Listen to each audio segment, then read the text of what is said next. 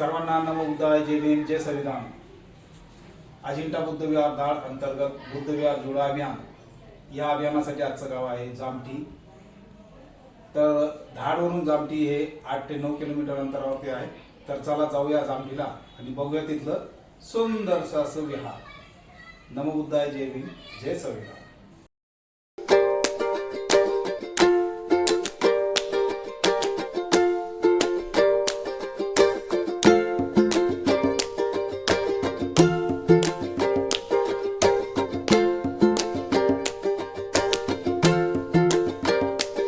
अजिंठा बुद्ध विहार धाड YouTube channel.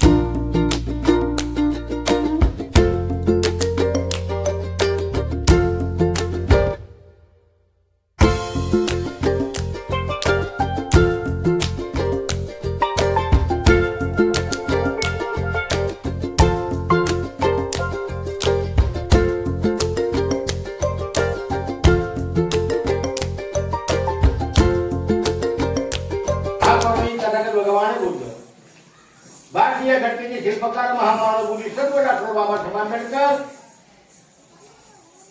रहितेचे राजे छत्रपती शिवाजी महाराज, आरक्षणाचे जनक छत्रपती शाहू महाराज, साहित्यरत्न शहाण्णभाऊ साठे, महाराष्ट्राचे लाडके कवी वामनदादा कर्डक, संत कबीर, संत गाडगे बाबा संत तुकडोजी महाराज, माता जिजाऊ, माता भीमाई, माता रमाई या पुरुषांना आमचा पंचायत प्रणाम। उपस्थित असलेले बौद्ध वाड्यातील बौद्ध उपासक बालबालिका यांना माझा क्रांतिकारी जय भीम। बंधुजन हो, आज आपल्या गावामध्ये आज या ठिकाणी अजंठा बुद्धविहार आणि धाड या ठिकाणी संपूर्ण बुद्ध विहाराचे प्रसारण करण्यासाठी आज बोर्डे साहेब आपल्या गावात आले आहेत. तरी भगवान बुद्ध त्यांच्या पेरणीला हातभार लावावा. संपूर्ण बौद्धवड्यातील बौद्ध उपासक लहान बालबालिका यांनी सुद्धा त्यांच्या कार्यक्रमाला हातभार लावावा अशी विनंती करतो आहे. आणि आज या ठिकाणी भगवान बुद्ध आणि त्याचा धम्म. भगवान बुद्ध कोणा लावला असेल? भारतीय घटनेचे शिल्पकार महामानव सर्व डॉक्टर बाबासाहेब आंबेडकर यांनी 1956 साली नागपूरला दीक्षा दिली. आणि त्या ठिकाणी म्हणून आपल्याला आज बौद्ध धर्म काय आहे ते आपल्याला समजतो आहे. म्हणून बाबासाहेबांना सांगितलं आहे, या ठिकाणी जातली रवी त्या ठिकाणी जातो कवी. वामनदादाचे बोल आहे. आजच्या महाराष्ट्रातली आजच्या भारतामध्ये वामनदादाची लेखणी आहे. जर भगवान बुद्ध बाबासाहेब लावला असेल तर महाराष्ट्राचे राज्य कवी वामनदादा कर्डक यांनी या जगाला संदेश दिलाय. म्हणून आज या ठिकाणी मीडियाच्या सहाय्याने आज आपण या ठिकाणी बसलो आहे. बोर्डे साहेब सुद्धा आहे. आज या ठिकाणी आपण श्रम मंच सेवा घेऊ आणि पुढील कार्यक्रमाला बोर्डे साहेब सुरुवात करतील अशी मी त्यांना विनंती करतो.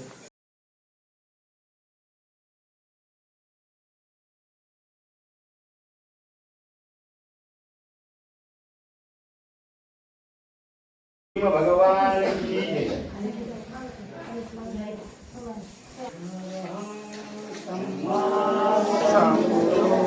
भगवान बुद्धं भगवन्तं अभिवादेमि.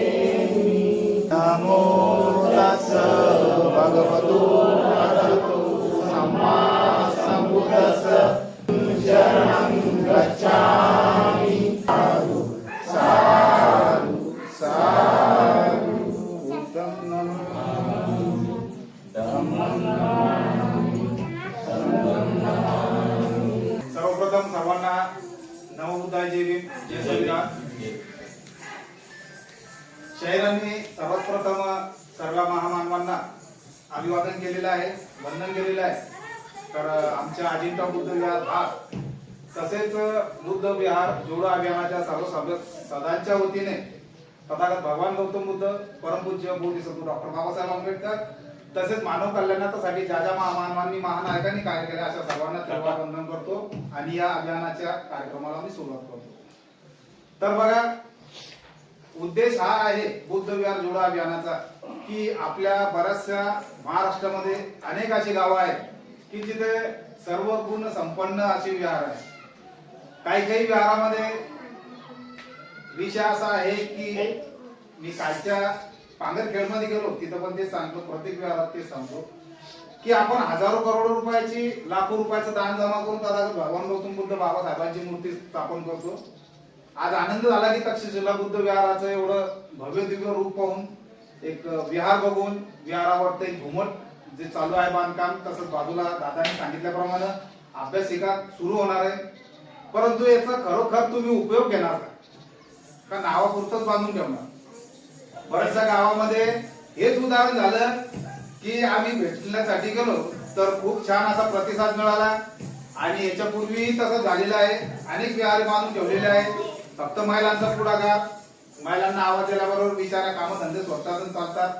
कारण भगवान बुद्धांनी ज्यावेळेस प्रजापती गौतमींनी आग्रह धरला की आपण आता संघामध्ये जायचं आहे आणि संघाची परमिशन घेण्यासाठी ज्यावेळेस तथागतांकडे गेले त्यावेळेस भगवंतांनी आपल्या ज्ञानाच्या दिव्य दृष्टीने बघितलं तर जो धम्म 1000 वर्ष चालणार होता दिव्य प्रकाश झोतामध्ये तो महिलांच्या वतीने 500 वर्षातच त्याला खंडन मिळत होतं.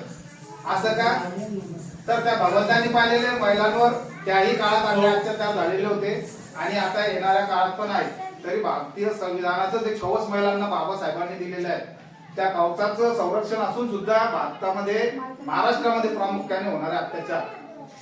तर भगवंतांनी सांगितल्याप्रमाणे आनंदाने मध्यस्थी केली आणि प्रजापती आणि सर्व महिला संघामध्ये आल्या आणि संघाचं काम वेगाने चालू झालं. तद्वतच काही कारणास्तव अनेक राजे आले अनेक राजांनी केलेला धर्मावर आघात भंतेजींचे शिरछेद केले आणि धर्माचा प्रचार प्रसार नाहीसा करण्याचा प्रयत्न केला.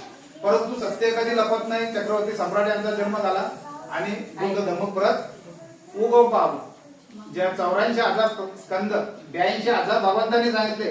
2,000 जे धम्मस्कंद होते ज्यावेळी धम्मसंगीती झाली त्याच्यातून गेलेले आणि 84,000 स्तूप बांधून आपल्या धर्माचा प्रचार प्रसार त्यांनी केला. बरं झालं लेण्या कोरल्या होत्या म्हणून आपल्याला बुद्ध समजले धम्म समजला, नाही तर काय असतं. ठीक आहे. तर महिलांचा जास्त हिच्यात पाठपुरावा एवढा आहे की पुरुष मंडळी कमी, तरुण वर्ग तर नाहीच. इथं लहान लेकरं आले, लहान लेकरांचा अभिनंदन करतो. महिलांचं त्याच्यापेक्षा जास्त अभिनंदन करतो. कारण एक महिला जर अंधश्रद्धेला बळी पडली तर ती 7 पिढ्या बर्बाद करते. बरोबर आहे. परंतु एखादी शिक्षित महिला बाबासाहेबांचे विचार घेऊन जर घरात वावरत असेल तर ती 1000 पिढ्यांचा उद्धार करता बनते. म्हणून स्त्रियांना बाबासाहेबांनी संविधानात महत्व दिलेले आहे आणि प्रत्येक गोष्टीमध्ये महत्व दिले. बुद्ध विहाराचं जोडो अभियानाचं एवढंच वैशिष्ट्य आहे की तुमच्या विहारात चालणारे कार्यक्रम, तुमच्या मुलांवर संस्कार काय देता तुम्ही तुमच्या विहारात. एवढं सुंदरसं असं विहार आहे. या विहारामध्ये तुमच्या मुलांना संस्कार काय देतात. तुम्हाला त्रिशरण पंचशील येते, खूप अभिमान झाला, सर्वांना तोंडी पाठ आहे. पण बुद्ध पूजा येते का? असे शाहीर बुद्ध पूजा येते का? मी आनंदी माझा सर्वसामान्य प्रश्न आहे की जसं बुद्ध पूजा येते का? त्रिशरण पंचशील इतकं सुंदर तुम्ही काय म्हणते, मग बुद्ध पूजा येते का? नाही. मग भीमस्तुती भीमस्मरण येते का? मग त्रिरत्नांना वंदन येतं का? मग हे जे बुद्धच्या ज्या गाथा आहे ज्यामुळे आपल्या जीवनाला संस्कार घडते, कलाटणी मिळते, गतिमान होतं आपलं जीवन, तर अशा गाथा आपल्या मुलांवर पाठांतर केलं का? त्यांच्याकडून आपण या विहारात येऊन तिथून वधून घेतल्या का? आपल्या माग कामच काम आहे. आयुष्य हे कामातच जात आहे आपलं. परंतु आपण धर्माला वेळ कधी देऊ, बाबासाहेबाला वेळ कधी देऊ, हे आपल्याला अजून समजलेलं आहे. ज्यावेळेस तुम्ही धर्माला बाबासाहेबाला वेळ देसाल त्यावेळेस तुमच्या जीवनाला गतिमान होईल. या पृथ्वीवरती हजारो करोडो अल्पकल्प जीव सृष्टी उगम पावलेली आहे. जीव जंतू आपलं जीवन जगून राहिले. मग त्यात मानव का सर्वश्रेष्ठ? कारण निसर्गाने त्याला वेगळं का घडवलं? कारण की आपण अल्पकल्प वर्षापर्यंत आपण पुण्यकर्म करत आलेलो आहे. जे 4-6 योनी सांगितलेले आहेत त्या योनीतूनच मनुष्य योनीत का उगम पावलेला आहे. कारण आपण निब्बाणाकडे जाऊन आपल्याला जन्मचक्राच्या मृत्यूमधून आपण मुक्त होणार यासाठी आपल्याला पुण्यकर्माच्या माध्यमातून हा जन्म किंवा इच्छात आपण उत्पन्न झालेलो. बरोबर आहे.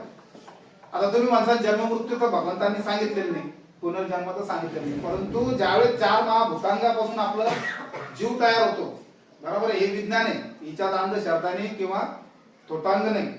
हे 4 धातू ज्या महाभूत म्हटलं जाईल, अग्नी, जल, तेज आणि वायू, यापासून आपला उगम होतो. आणि त्यात चित्त, हे चित्त ज्यावेळेस आपण पुण्यानुमोदनाचा कार्यक्रम घेतो, इथं बाहेर आजीचं पोस्टर लागलेले जनतांमध्ये पुण्यानुमोदन आपण काय घेतो तर त्या चित्ताला सन्मार्ग लावू आणि त्या 4 महाभूतांगामध्ये त्याचा समावेश होऊन तो उगम पावणार आहे किंवा तो निर्वाणाकडे गती पावण्यासाठी तो ज्याही योनीत उत्पन्न होईल त्या योनीत त्याला पुण्य कर्माच्याच नुसार त्याचं उत्पन्न होईल. तर आपण असं पुण्य कार्य करतो का? आपण आपल्या विहाराच्या मार्फत पौर्णिमेचे कार्यक्रम सादर करतो का? आपल्या गावाच्या वतीनं आपण कीर्तनाचं आयोजन करतो का? कीर्तन होते दर महिन्यात. बर, तर वैयक्तिक होते का सार्वजनिक? खूप खूप तुमच्यासाठी साधुवाद. खूप चांगला तुम्ही प्रश्नाचं उत्तर देऊन आमचं मनाचं समाधान केलं. कारण बऱ्याचशा गावामध्ये असं झालेलं आहे की वैयक्तिक कीर्तन झाले परंतु काय झालं की काही कारणास्तव ते बंद पडले गेले. बरोबर आहे. तर ते कारण शोधण्यासाठी आम्ही गेलो असता तिच्यात काय आहे की द्वेष उत्पन्न झाले. जिथं पैशाचा व्यवहार झाला तिथं द्वेष उत्पन्न होतात आणि द्वेष उत्पन्न झाले की मन खराब होतात. म्हणून ज्यावेळेस हे कीर्तन करतात तर त्यामध्ये पैशाचा तुम्ही अजिबात व्यवहार करू नका. कारण ज्यावेळेस तुमच्या चित्ताला दुःख होईल, तुमच्या चित्तामध्ये दुःख उत्पन्न झाले म्हणजे दुसऱ्या प्रती तुम्हाला द्वेष भावना उत्पन्न होती. बरोबर आहे. आणि द्वेष भावना जर उत्पन्न झाल्या तर तुमच्या चित्तामध्ये त्याची आडी बसल आणि ती आडी अल्पकल्प जन्म उत्पन्न झाली तरी ती निघणार नाही. हे कोण सांगतंय तर हे तथागत भगवान गौतम बुद्धांची वाणी, ज्याला विपश्यना म्हणतो. विपश्यने ज्यावेळेस तुम्ही बसता त्यावेळेस तुम्हाला कळल की चित्तात आपल्या किती विकार बसलेले आहेत, आपल्या चित्तामध्ये कोणकोणचे विकार आहे आणि ते कोणत्या माध्यमातून निघणार आहे. म्हणून विपश्यना करण्यासाठी योग्य वेळ तुमचं जर निवडली तर 10 दिवसाचे शिबिर जिथं कुठं होत असेल, पांगरी सारख्या ठिकाणी चांगले चांगले शिबिर होत आहे, त्या शिबिरात जाऊन बसा. मी तुम्हाला लगेच नाही म्हणत की उठान जाऊन, परंतु तुमच्या चित्तातून जर तुम्हाला विकार काढायचे असेल, तुम्हाला जर खरंच सन्मार्ग पद्धतीने जायचं असेल, धम्माच्या बाबासाहेबांच्या विचारांना जर जागायचं असेल, तर तुम्हाला विपश्यना करणं गरजेचं आहे. मग आम्ही कामधंद्यावाले आहे, आम्ही नोकरीवाले आहे, आम्ही जॉबवाले आहे. बघा विपश्यनेमध्ये सर्वात जास्त फायदा घेणारे लोक कोण? जे आपण बुद्ध वर्गीय, आपण तर काहीच नाही, 1% पण नाही. आमच्या सारख्याला दादा सारख्यांना कळालं त्यावेळेस मग चला विपश्यना करून नाही. परंतु सर्वात जास्त पैशावाला समाज जो आहे, जसं मारवाडी समाज असो, ब्राह्मण समाज आहे, सर्वात जास्त फायदा घेतात ते विपश्यनाचा ते लोक. म्हणून त्यांचा शांत स्वभाव आणि त्यांच्या शांत स्वभावामागे त्यांचं दडलेलं गूढ रहस्य म्हणजेच बुद्धांचे तत्व. आपल्यापेक्षा जास्त बुद्धाला ते मानतात, बुद्धांचे विचार ते पालन करतात. आपण फक्त नावाला बुद्धिस्ट आहोत, नावाला आपण बाबासाहेबांचे अनुयायी आहे. 14 एप्रिल आले की बस आमचं धिंगाणा चालू होऊन जाते, जयंत्या साजरा करतो, 8 ते 10 दिवस आम्ही पैसे गोळा करतो, वर्गणी गोळा करतो.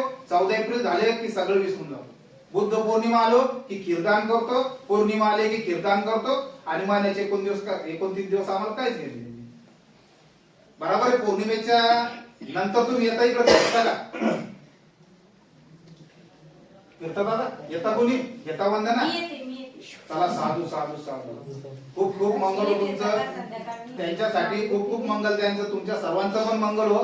परंतु विषय काय आहे, आजीनं बरोबर प्रश्न केला, टाइम कोणाकडेच नाही. अरे बाबा टाइम कोणाकडेच नाही, टाइम काढावा लागतो समाजासाठी, धम्मासाठी, बाबासाहेबासाठी. जोपर्यंत तुम्ही टाइम काढणार नाही तोपर्यंत तुम्हाला धम्म कळणार नाही, बाबासाहेब कळणार नाही. बरोबर आहे का? जोपर्यंत तुमचं इतकं छान विहार आहे, आमच्याकडे जागा कमी, आमची 10 आहे खोली आहे फक्त. तिच्यात बुद्धांची खायलून आणलेली मूर्ती आहे.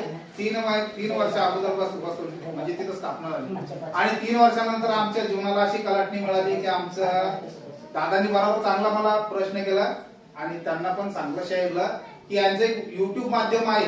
बरोबर तुमचं म्हणणं, कारण सोशल मीडिया आजकालचा तरुण वर्ग कोणी असो, टीव्ही कमी झाली, मोबाईल जास्त पाहून राहिले. म्हणून ते एक माध्यम युट्यूब चॅनल त्याच्यासाठी काढलं आपण की प्रत्येकाच्या हातात मोबाईल आहे आणि प्रत्येकाला जर आपला समाज कसा चालू आहे, आपलं विहाराचं कार्य चालू आहे हे मोबाईलवर समजा. आता जर तुमच्या गावाचं विहाराची मी शूटिंग काढून जर युट्यूबला टाकू राहिलं तर तुम्ही आवर्जून पाहसाल, आणि आवर्जून पाहता पाहता तुमच्या बाजूचं गाव कोणचं आहे, त्या गावाचं विहार कसं आहे मला पाहू द्यावं, त्याची प्रगती कशी, तिथल्या महिला खरंच जातात का, तिथले तरुण धम्ममित्र तिथं राहतात का, तिथं अभ्यासिका करतात का, पुस्तक वाचतात का, लहान मुलं तिथं रोज सकाळ संध्याकाळ प्रार्थना घेतात का. मोंढाळा सारख्या गावामध्ये बघून घ्या, मागच्या दुसऱ्या हप्त्याच्या शनिवारी गेलो होतो, त्यांना एकच सांगितलं, आता तुम्हाला पण ते सांगतो, उद्या येणारा आहे रविवार म्हणजे आहे महामानव डॉक्टर बाबासाहेब आंबेडकरांनी 14 ऑक्टोबर 1956 ला धम्मदीक्षा घेतली आणि 5 यांना बौद्ध केले. बरोबर आहे. त्यानंतर आलेले 70 वर्षाच्या कालखंडामध्ये आपण बुद्ध झालो का? एक स्वतःला प्रश्न पडायचा आहे. ज्याला प्रश्न पडला ते बुद्ध धम्मात एकच महत्व आहे, ज्याच्या बुद्धीला प्रश्न पडला तो बुद्ध, आणि ज्याला प्रश्न नाही पडला त्याचं मग तुम्ही येऊन काही फायदा नाही धरतीवर.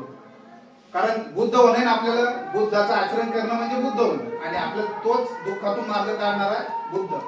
म्हणून बाबासाहेबांनी 56 ला दिला आपल्याला धम्माच्या नंतर बाबासाहेबांनी पाहिले की ही गोरगरीब जनता माझी, ही अजूनही जाती वर्ण व्यवस्थेत अटकलेली आहे, धुतलेली आहे, मुरगळलेली आहे, हिला बाहेर काढायसाठी धम्म काढायसाठी ज्यावेळेस दादा तुम्ही सांगलं ना 1956 ला बाबासाहेबांनी धम्म स्वीकारला, तर 5 डिसेंबरच्या रात्री बुद्ध आणि धम्म हा ग्रंथ बाबासाहेबांचा लिहिला झाला. किती तारखेला? 5 डिसेंबर रात्रीच्या 12 वाजता. आणि नंतर मग ते ग्रंथ शेवटचा तिच्यावर हात मारून बाबासाहेबांनी आपल्या उशाची ठेवला आणि नंतर मग ती निद्रावस्थेत गेली. बरोबर. तोच बुद्ध आणि धम्म तुम्ही वर्षावासामध्ये जर वाचत असाल तर पठण करता 3 महिने वर्षवास करता कोणी नाही करता. मग आता जे झालं तिच्यावर विषय कधी भूतकाळात गेलं तर आणखी दुःख करायचं. विषय सोडून द्या. आता येणारा वर्षवास काळामध्ये तुमचं इतकं मोठं विहार आहे, बुद्ध आणि धम्म हा ग्रंथ पठण करायला सुरुवात करा. आणि पठण करताना जे काही अडचणी येत असतील, साध्या आणि सोपे भाषेत बाबासाहेबांनी लिहिलेला आहे. खूप सुंदर असा ग्रंथ आहे. आणि माझं तुम्हाला एक आव्हान राहील की तुम्ही तो ग्रंथ पठण करायला चालू करा. आमोशा उपवास तुम्ही धारण करा. पौर्णिमा पकडतात परंतु आमोशा उपवास सब पकडत चाला. 8 शील जे दिलेले आहे भगवंतांनी, 8 शिलाचं पालन होत असेल तर करा किंवा पंचशिलाचं पालन करा. पंचशिलाचं नसेल पालन होत, पौर्णिमा पकडतात तर मी एकच शिलाचं पालन करीन बॉस. मग त्या 5 शिलापैकी एक शिलाचं पालन करायचं कोणचंही. पानादी वाता वेरमणी शिक्कापदम समाधी आम्ही, कारण मी जीव प्राणी हिंसा करणार नाही. मुसा जीवनाला कलाटणी मिळेल. उद्या आहे रविवार. रविवार म्हणजे बाबासाहेबांनी दिलेला धम्मदिवस. रविवारच्या दिवशी 7 दिवस आपण काम करतो. 6 दिवस काम करायचे आणि 1 दिवस पूर्ण दिवस नाही, संध्याकाळी 6 ते 6:30 अर्धा तास इथे यायचा. इथं त्रिशरण पंचशील घ्यायची. ज्या लहान लेकरांना त्रिशरण पंचशील अवगत नाही त्यांना तुम्ही बसून अवगत करून घ्यायची. तुमच्या विहाराची प्रगती जर झाली तर तुम्हाला माझ्या स्वतःच्या वैयक्तिक खर्चातून बाल संस्कार शिबिराचे पुस्तक आहे धम्मामध्ये, बुद्ध धम्मामध्ये, ते माझ्या स्वतःवरून आमच्या विहाराच्या मार्फत आम्ही तुम्हाला प्रदान करू. परंतु कधी ज्यावेळेस तुमच्या विहारापासून तुमच्या मुलांची प्रगती होईल. आणि ते विशेष म्हणजे या लहान लेकरांसाठी आणि तरुण धम्म मित्रासाठी यांच्यासाठी मी ते देणार आहे. एकीकून पाल्या भाषेचे गाथा राहतील आणि एकीकून त्याचा मराठी अनुवाद आहे. दर रविवारी काय करायचं, एखाद्या 4थी 5वीतल्या अशा मुलींना जिला वाचता येते इथं उभं करायचं, तिच्याकडून ती गाथा ओढून घ्यायची आणि मग मराठी ट्रान्सलेशन सांगायचं. किंवा मग तरुण धम्ममित्र यांच्याकडून ओढून घ्यायची आणि मराठीत ट्रान्सलेशन सांगायचं. असं ज्यावेळेस करसाल त्यावेळेस तुमच्या मुलांना स्टेज डेअरिंग येईल. आणि पुढे चालून भविष्यात जर एखादा स्टेज गाजवायचा असला, शाळेमध्ये जर काही गाणं म्हणायचं असलं तर नाही सर मी नाही म्हणत, म्हण ना बाई गाणं एखादं, नाही नाही नाही. आता बी जर म्हटलं भाऊ इथे ये तर बाई इथं उभा आहे, नाही नाही नाही तोंड होते ना. बरोबर. तर हे करणं महत्वाचं काय आपल्याला, कारण पुढे येणारा दिवस खूप वाईट येणार आहे. बरोबर. तर आपल्या मुलांना जर आपणच इथून स्टेज तयार करून दिलं तर पुढे ते ज्यावेळेस कॉलेज लाईफला जातील किंवा कुठे इंटरव्ह्यूला जातील स्पर्धा परीक्षेच्या, त्यावेळेस अजिबात घाबरणार नाही. जो त्यांनी परिपाठ केलेला अभ्यास केलेला आहे ते हँड टू हँड समोरच्या वरिष्ठ अधिकाऱ्यांसह बोलून ते घडतील. आता बरेचसे विद्यार्थी बुलढाणा सारख्या शहरात, संभाजीनगर सारख्या शहरामध्ये क्लासेस लावलेले, बरोबर लावलेले. तुमच्या गावातून कोणी अपडाऊन करतात का कोणी परीक्षेसाठी? कोणत्या याची चालू आहे तुझा परीक्षा अभ्यास? स्पर्धा परीक्षेचा पहा. आता इथून हा विद्यार्थी बुलढाण्याला जातो, किती 12 तास. हा, तर आता मला सांगा इथून सकाळच्या गाडीने जायचं, डबा घेऊन जायचं, तिथं अभ्यास एका करायचे, मग डबल संध्याकाळच्या 7च्या गाडीने वापस यायचं, बरोबर. किती तास गेले? 12 तास गेले. 12 तासापासून मग त्याचं एक्झर्शन शरीराचं किती झालं? एक्झर्शन झाल्यानंतर तो घरी आल्यानंतर आई वडिलांनी काम सांगले, काही हायपर एक्झर्टेशन डबल आलं काही, हा माणूस वैतागतो की नाही. मग इतकं जर कॉन्सन्ट्रेशन करायचं तर याच्यासाठी कसं लागेल तुला वातावरण शांततामय, बरोबर. मग 2 ते 3 तास इथं विहारात येऊन आपण त्रिशरण पंचशील घेतली आणि आनापान जर केलं तर बस तुझ्यासारख्या विद्यार्थ्यांना मी सांगतो, या लहान लेकरांना पण सांगतो, एक विषय समजून घ्यायचा. ज्यावेळेस सिद्धार्थ गौतमांना 6 वर्ष तपश्चर्या केली, काही दिसलं नाही, बरोबर. शेवटी सुजाताने दिली प्राशन केली, अंगात ऊर्जा संचारली आणि नंतर मग निर्णय केला की मी आता शोधूनच राहील. मग त्यांना ज्ञान प्राप्त करावं लागलं, झालं ना. ते ज्ञान प्राप्त करताना त्यांनी जे आनापानाचा जो विषय होता श्वासावर लक्ष केंद्रित करूनच त्यांनी बुद्धत्व प्राप्त केलं. त्या आनापानाच्या संदर्भामध्ये तुला सजेशन देतो, विद्यार्थी जेही असतील महिलांच्या चित्तातून दूर करायचा पण साधा आणि सोपा इलाज आहे. तरुण मित्रांसाठी पण सकाळी उठल्याबरोबर 2 मिनिटाचं आनापान करायचं आहे. आपला श्वास शोधायचा आहे, म्हणजे श्वास कोणत्या नाकपुडीतून येतो कोणत्या नाकपुडीतून जातो, थंड आहे का गरम आहे एवढंच पाय नाही तर मग जर वर्जिश केली मग घाम चालला म्हणून श्वास पा, असं काहीच नाही करणं. तुम्ही ह्या ठिकाणी बसलेले आता बी पाहू शकता. तुम्ही आनापान करणं म्हणजे असं काही की असं लगे मांडीवर मांडी ठेवून असं याच्यावर नाही बसणं. तुमच्या कामात पण असलं, तुम्ही पीठ मळताना असो, स्वयंपाक करताना असो, तुम्ही अभ्यास करताना असो, की माझा श्वास कसा चालला त्याच्यावर लक्ष ठेवून पहा. तुमचं चित्त तिच्यावर थांबणार नाही. काहून ते तुमच्या चित्तात विकार भरलेले, तुमच्या चित्तामध्ये दुरुळ भावना भरलेल्या आहे, दुसऱ्या प्रति द्वेष भावना ठरलेल्या आहे, दुसऱ्या प्रति तुमचा द्वेष ठरलेला आहे. काहून की तुम्हाला दुसऱ्या प्रती प्रेमच नाही, मैत्रीच नाही, मंगल मैत्रीच नाही ना. दुसरं जर वर चाललं तर तुम्ही काय समजता, अरे बाबा वर काय झालं, मला काऊन नाही भेटून राहिलं ते, बरोबर आहे की नाही. मग त्यांच्या शेतात इतका माल झाला, 2 पोते शिल्लक झालं, तर मा शेतात काऊन नाही झालं, मी फवारणी कमी केली वाटतं. हे चित्तातले द्वेष आहे तुमच्या. परंतु असं काऊन नाही म्हणत, अरे वा वा त्याच्या शेतात असं झालं, मग त्याला आपण विचारू की त्यानं फवारणी काय केली, बरोबर आहे. असं काऊन नाही मंगल मैत्री ठेवता आपण. बुद्धांनी हेच तर सांगितलेलं आहे, तुमच्या चित्तातून जर द्वेष काढायचा असेल तुम्हाला तर सर्वांप्रती मंगल मैत्री ठेवा. मी रोज येताना जाताना किंवा आमच्या विहाराचे सर्व सभासद सर्वांप्रती मंगल मैत्री ठेवतो. म्हणून आमच्या विहाराच्या सर्व महिला उपासक तरुण धम्ममित्र सर्व गतिमान काऊन आम्ही 3 वर्षात की आम्ही बुद्धांच्या धर्माचं आचरण करण्याला शिकलेलो आहे. आम्ही बाबासाहेबांच्या विचाराला आत्मचिंतन करण्यासाठी शिकलेलो. कमी शिकेल बाया, म्हाताऱ्या बाया, श्वास कसा घ्यायचा आणि कसा सोडायचा असं जर बसलं तर 3-3, 4-4 मिनिटं आमच्या म्हाताऱ्या आलो. बघा, तरुण धम्मसेविका सगळं अंगणवाडीची टीम तुम्ही ओळखत असाल, बरोबर आहे ना.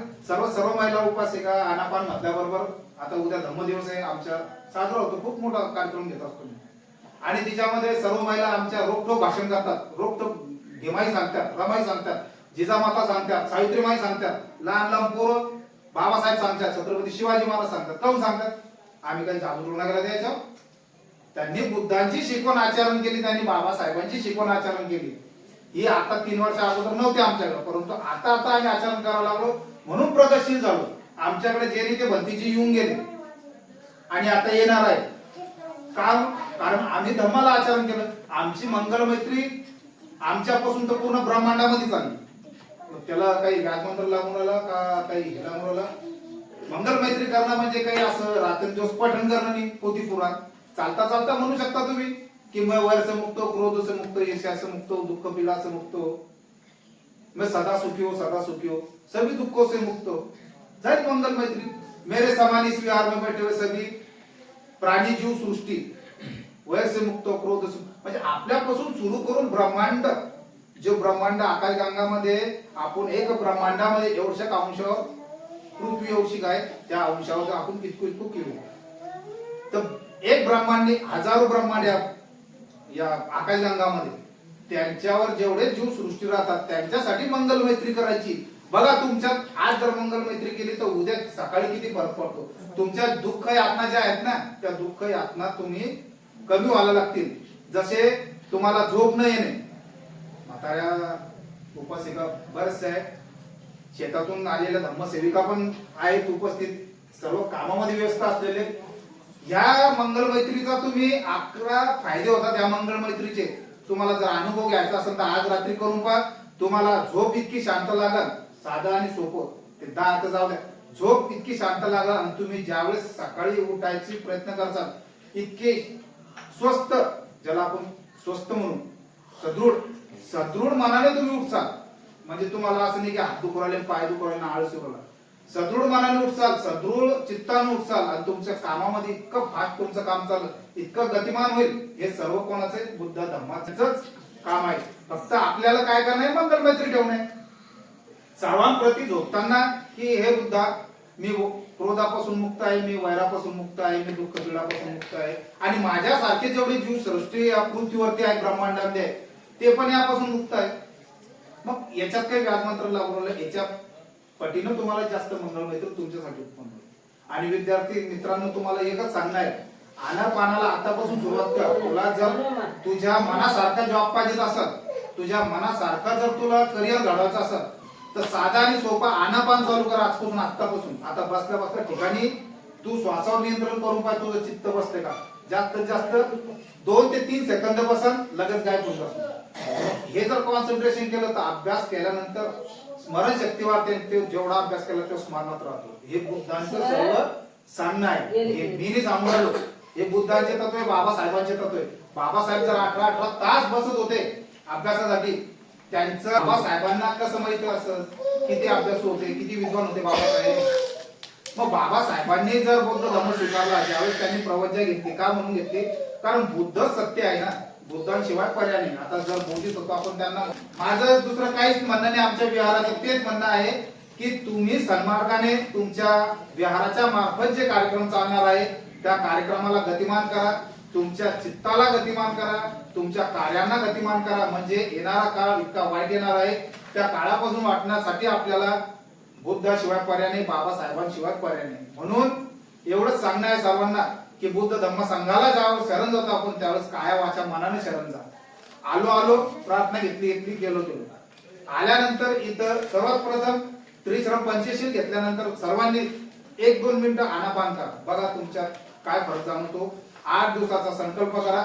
ह्या रविवार तर पुढच्या रविवार तुम्हाला तुमच्या चेहऱ्यावर तेज कसं दिसतं, तुमच्या बोलण्यामध्ये किती फायदा होतो, तुमच्या मंगल मैत्रीचा किती फायदा होतो हे तुम्ही स्वतः अनुभवा. धम्म सांगताना खूप मोठा आहे, आचरण करताना आपल्याला असं वाटतं का होऊन करायचं.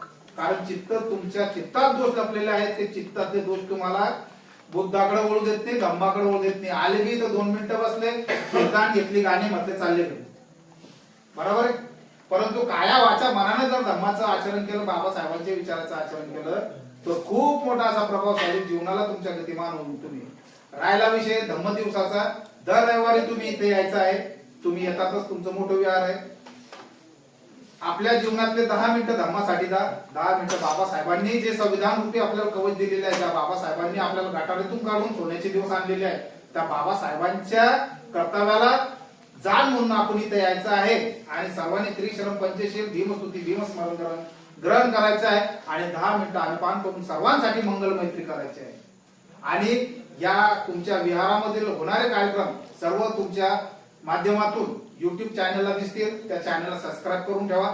म्हणजे काय आहे, माध्यम एकच आहे आपलं. मी इथं काही रोजच्या रोज तुमच्या घरी येऊ शकत नाही किंवा तुम्ही तुमचे कामधंदे सोडून काही फिरू शकत नाही.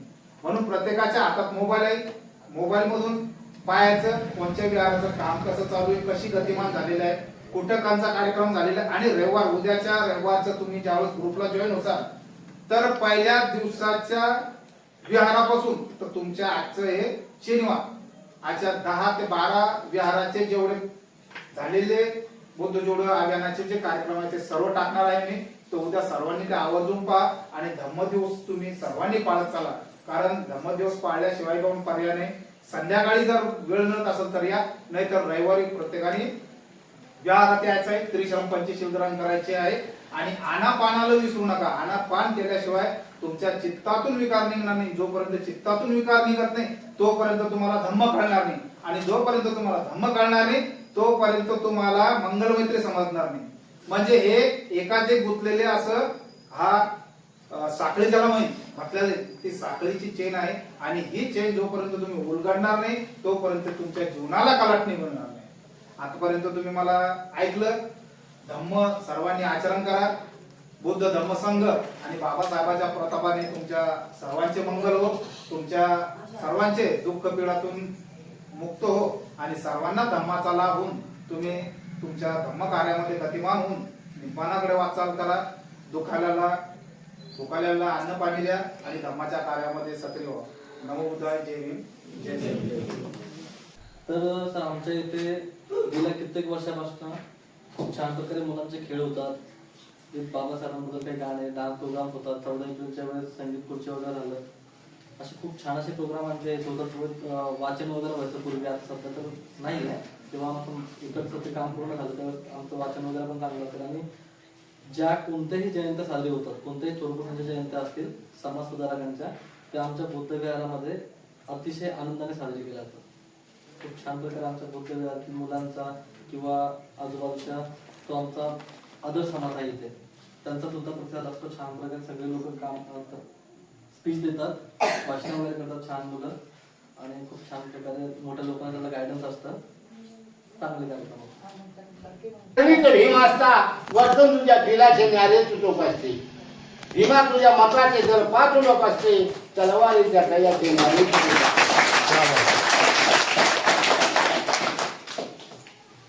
मेरे भीम जी ने दिल में कभी आराम नहीं किया. मेरे भीम जी ने दिल में कभी आराम नहीं किया और किसको झुककर सलाम नहीं किया. और ऐसा संविधान लिख दिया कोई उसका दाम न लिया, कोई उसका दाम न लिया. म्हणून आज या थोर पुरुषांना वंदन करतो आहे. लेखन आहे वामनदादा कर्डक यांची. आई तुझा मी नंदन आहे पायी तुझ्या आहे वंदन आहे आई तुझा मी नंदन आहे पायी तुझ्या आहे वंदन आहे तूच ती भीमाई माझी तूच चिर माझी तूच येते अम्मासाठी भिंगलीसे आई तूच येते अम्मासाठी भिंगलीसे आई जीवन तुझे हे चंदन आहे पायी तुझ्या आहे वंदन आहे आई तुझा मी नंदन आहे पायी तुझ्या आहे वंदन आहे तुझे गीत गाले आणि मला सुख द्यावे तुझे गीत गाले आणि मला सुख द्यावे वेड्या तुझ्या वामनला एवढेच ठावे वेड्या तुझ्या वामनला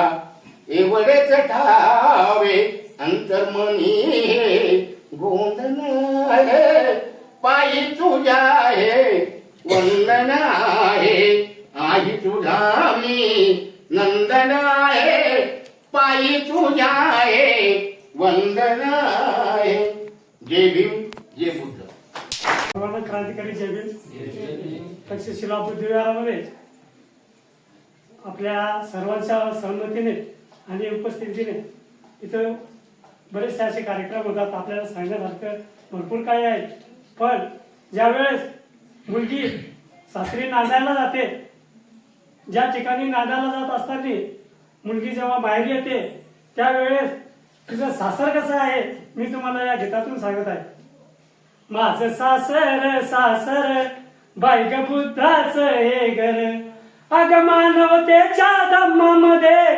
नांदले जन्मभर माझं सासर सासर बायग बुद्धाचं हे घर माझं सासर सासर बायग बुद्धाचं हे घर जातीवादाचा वादाचा सासरा जाच करीना जाच म्हणजे त्रास देईना जाच करीना ह्यो म्हातारा जाच करीना ह्यो म्हातारा अंधश्रद्धा ही सासू माझी जिडकरणी निष्ठुर माझं सासर सासर बायग बुद्धाचं हे घर माझं सासर सासर बायग बुद्धाचं हे घर सप्त शांती आणि हियो मानव सेवा धीरनंद जणू कशाया माझ्या जावा धीरनंद जणू कशाया माझ्या जावा मानवता धर्म लाभला खरा पुरा भरतार माझं सासर सासर बायग बुद्धाचं हे घर माझं सासर सासर बायग बुद्धाचं हे घर शेतीवाडी हा त्रिसरणाचा मळा येई ज्ञानाची तिथे अशी अवकळा येई ज्ञानाची तिथे अशी अवकळा न्यायाच्या गोपनीने उडाली गुलामीची पाकर माझं सासर सासर बायग बुद्धाचं हे घर माझं सासर सासर बुद्धाचं हे घर धम्मकार्याची सदा हाकते मोठ पंचशिलेचा निर्मळ वाये पाठ पंचशिलेचा निर्मळ वाये पाठ अग बंधू जमाना मला लाभला दगडू लोकशाहीर जाधव लोकशाहीर माझं सासर बायग बुद्धाचं हे घर माझं सासर सासर बायग बुद्धाचं हे घर जय भीम अशी कुठली जात गोत्र असावे अन्नात अशी कुठली जात गोत्र असावे अन्नात बायको भोळी ती शिलवान पाहिजे तिच्या गळी सदा सदा जय भीमचं लायसन पाहिजे तिच्या मला रॅप म्हणून दाखवणार ते तुम्ही लक्ष बरोबर का माया वाघाची कहाणी पहिले भेटत नव्हतं बाणी आता महारच्या मागले ते टॉपची महाराण्यांचे बधीर मस्तक माय बाप होतं यांनी आता सगळ्यांच्या वाटून माय वाघाची कहाणी बाबूमुळे भेट असतं महाराज राशन यांच्या बडे बा आता नुसतं भाषण तो आमचा वापर भारत चालवे याची सरकार या बदल निशाण जेव्हा जेव्हा होणार ती वडाल तेव्हा तेव्हा डायरेक्ट तुम्हाला मग कोरेगाव ते आज पण घालते भाषा महाराष्ट्र त्या महाराष्ट्राविषयी डायरेक्ट छाती वर्ग पहिले आम्ही गुलामी जगून बसलो बापा संविधान भावपूर शिकून बसलो सरकार म्हणते आता बरोबर भारत चांगला वाटतो तुम्ही बरोबर टिकून बसलो ब्लू लाईन सारखे माझ्या भावबलांमध्ये महाराष्ट्रासाठी आमच्या भारतमध्ये भेदभाव नाही करत कोणत्या विधात म्हणजे बापा तेवढं घडलं विचारातमध्ये माझ्या रक्ताचा रंग म्हणाला पाहिजे जगात आमचा तो दिला पाहिजे भारतात सर्व कोण आणि म्हणाला पाहिजे तर आम्हाला आगायला केलं पाहिजे धन्यवाद. उत्सव दिन रंगांचा आभारी असला उत्सव दिन रंगांचा आभारी असला मस्तक मी त्या सर्वांचा ज्यांनी भारत देश घडविला ज्यांनी भारत देश घडविला सर्वांना माझा नमस्कार माझे नाव विकास करत आहे आज 26 जानेवारी आहे आपण प्रजासत्ताक दिन साजरा करत आहोत सर्वांना प्रजासत्ताक दिनाच्या हार्दिक शुभेच्छा हा भारतात एक राष्ट्रीय सण आहे 26 जानेवारी 1950 रोजी भारतात संविधान लागू झाले डॉक्टर बाबासाहेब आंबेडकर हे भारतीय संविधानाचे शिल्पकार आहे संविधानामुळे आपल्याला हक्क व अधिकार मिळाले हा दिवस आपल्याला एकता आणि बंधुभावाची शिकवण देतो एवढे बोलून मी माझे 2 शब्द संपवते जय काकडे मी आज तुम्हाला छानसे भाषण म्हणून दाखवणार आहे ते तुम्ही लक्षपूर्वक ऐकावे संविधानाचे शिल्पकार डॉक्टर बाबासाहेब आंबेडकर हे विश्वरत्न डॉक्टर बाबासाहेब आंबेडकर म्हणून या नावाने ओळखले जाते हा आपण 26 जानेवारी एक राष्ट्रीय सण म्हणून साजरा करतो आणि प्रजासत्ताक दिन आपल्याला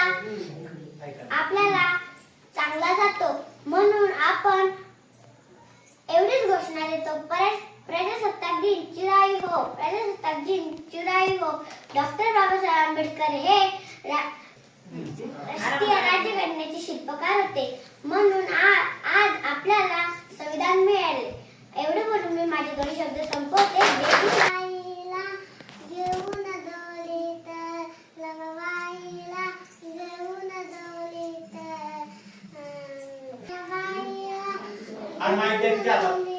क्रांतिकारी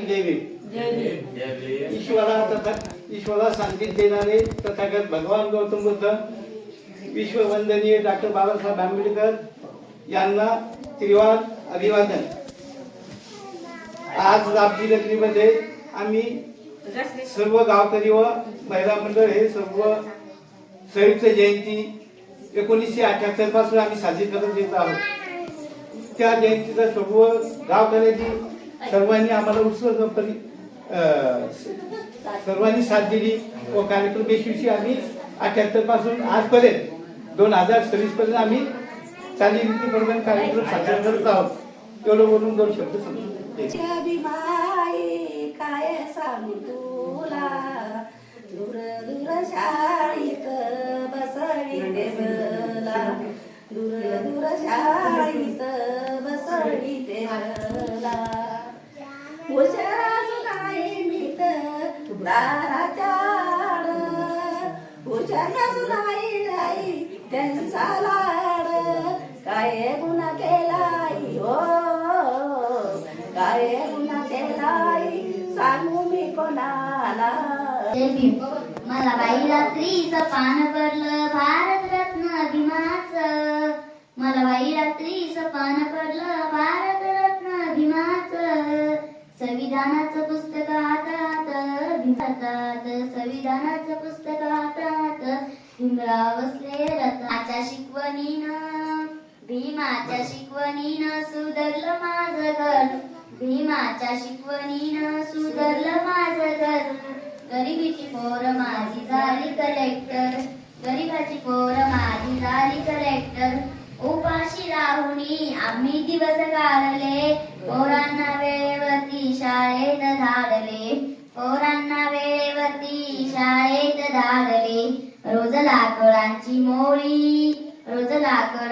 मोळी वाहायची डोळीवर रोज लाकडांची मोळी वाहायची डोळीवर गरिबाची पोर माझी झाली कलेक्टर गरिबाची पोर माझी झाली कलेक्टर आज आपले जे बोर्डे साहित्य आलेले आहे त्यांची एक संकल्पना आहे कशी की प्रत्येक गावातलं प्रत्येक बुद्धविहार हे जोडायचंय, एक ग्रुप तयार करायचा आहे आणि त्याचं एक चॅनलच्या माध्यमातून पूर्ण भारत, पूर्ण महाराष्ट्र त्यांनी एक जोडायचंय. त्यांच्या विचाराला आपण सर्वांना चालना द्यावं, त्यांच्या विचाराशी सहमत राहावं. त्यांचं कोणतंही वैयक्तिक महत्व म्हणजे त्यांचं मतलब नाही वैयक्तिक, पण त्यांचा जे एक विचार आहे सर्व समाज एक करायचा, समाजाला चांगली दिशा लावायची आणि चांगल्या मार्गाने न्यायची. याच्यावर मी त्यांचा आभार व्यक्त करतो आणि जय बुद्ध.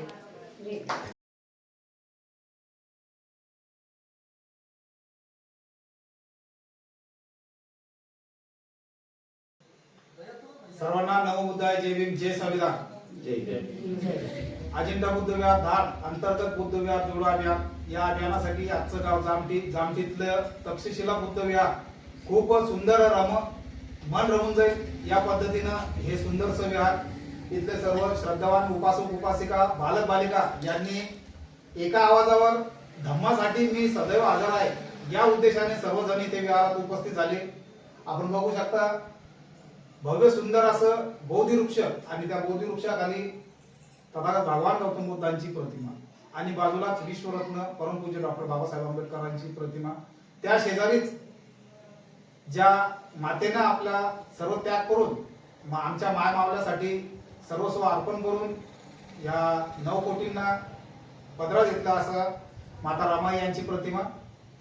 तर खूप सुंदरसा असं हे विहार. या विहारात सर्व श्रद्धावान उपासक उपासिका दर पौर्णिमेला छान प्रकारे खीरदानीचं आयोजन करून खीरदान करतात. मुलांचे भाषण, मुलांचे सांस्कृतिक कार्यक्रम प्रत्येक जयंत्या उत्साहात साजरे करणारे हे छोटंसं गाव, जे गाव आहे धाडून 8 ते 9 किलोमीटर अंतरावर जामठी. खूप आनंदाने इथले उपासक उपासिका सर्व कार्यक्रम आयोजित करतात आणि धम्माच्या चळवळीमध्ये बाबासाहेबांच्या विचारांचं एकजूट असून कार्यरत असतात. तर या सर्वांना मी अजिंठा बुद्ध विहार धाड तसेच बुद्ध विहार जोडो अभियानाचे सर्व सदस्य आणि होणारे सभासद यांच्या वतीने मी यांचं मनपूर्वक अभिनंदन करतो आणि आभार व्यक्त करतो की यांनी ही धम्म चळवळ अशीच गतिमान करायची आहे आणि आपल्या जीवनाला गतिमान करायचं आहे.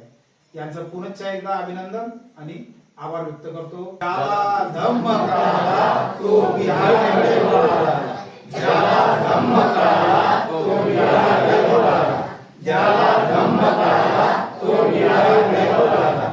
नमो बुद्धाय, जय भीम, जय श्रीराम. अजिंठा बुद्ध विहार धाड YouTube चैनल. सर